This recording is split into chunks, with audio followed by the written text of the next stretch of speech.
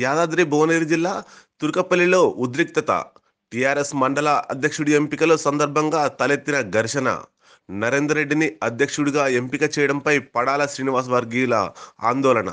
శ్రీనివాస్కు కాకుండా నరేందర్ రెడ్డికి అధ్యక్ష పదవి ఎలా ఇస్తారంటూ డీసీసీబీ చైర్మన్ గొంగిడి మహేందర్ రెడ్డిని గెరావ్ చేసిన ఓ వర్గం కార్యకర్తలు. గొంగిడి మహేందర్ రెడ్డి ఖబర్దార్ అంటూ శ్రీనివాస్ వర్గీయుల నినాదాలు. సమాధానం చెప్పకుండా వెళ్తుండగా గొంగిడి మహేందర్ రెడ్డిపై కారు అద్దాలు ధ్వంసం చేసిన ఆందోళనకారులు. మహేందర్ రెడ్డి డౌన్ డౌన్ అంటూ కార్యకర్తల నినాదాలు. కార్యకర్తలను బూతులు తిట్టిన మహేందర్ రెడ్డి. గొంగిడి మహేందర్ రెడ్డిపై తొలిసారి బహిరంగ అసంతృప్తి. ఈ అసంతృప్తి మొదలైనట్టేనా? ఎంతకాలం కొనసాగుతుందో, చివరికి ఏమవుతుందో వేచి చూడాల్సిందే.